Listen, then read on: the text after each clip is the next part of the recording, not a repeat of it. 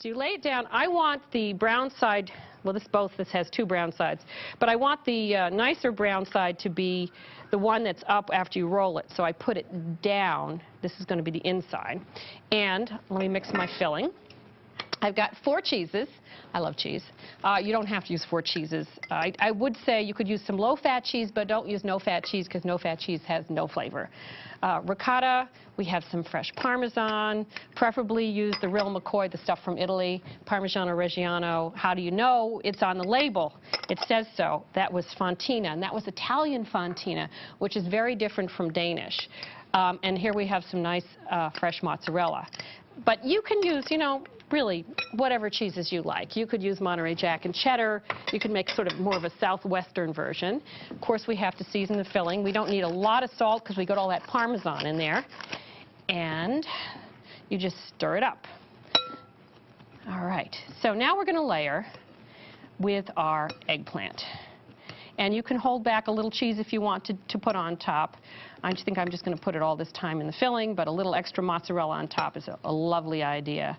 And this isn't actually a ton of cheese. It looks like it, but it's not terrible. Okay, so we're going to take 2 of these. This is cooled off. You don't have to cool it off all that much. You just want to be able to work with it. Put it in the middle of the crespelle.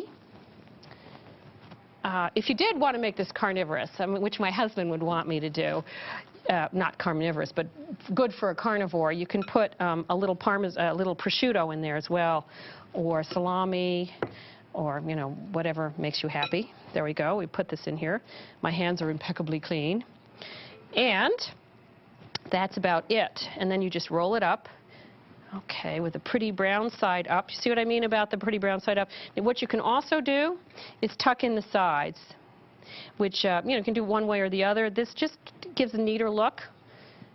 It's sort of like when you make a blintz, if you've ever made a blintz. By the way, you could use this for a blintz. That would be perfect, these crespelle. And you see, they're not scary. So this makes 6 first course rolled up crespelle. I'm not going to show you all 6. You don't need to see that. But I've got some tomato sauce that we made before. Or you could just use your favorite store-bought tomato sauce. You don't have to make it from scratch. I have a really quick recipe. And by the way, both of these recipes are available right here on this website.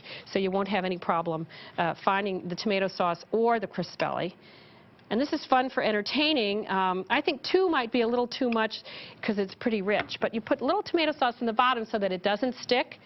And then just put them on top. And you can make this ahead of time. You could, because there's nothing that's going to, you know, get sogged up. I would roll these and make the tomato sauce and then combine them. And then just a little more tomato sauce on top. So I said you do all 6. Just line them up in this pan, and this is lovely for a buffet, too. You just bring it out and put it on the buffet. And this goes back in the 375-degree oven for another half an hour until it's all bubbly and ready to eat. All right, we're going to finish this off with some fresh shredded basil. Doesn't that look delicious? To review, this is a cannelloni, which is Italian crespelle, crepes, that have been rolled with roasted eggplant, 4 cheeses, and topped with the tomato sauce. It just doesn't get much better than this. And you see, it is so easy. You can do it.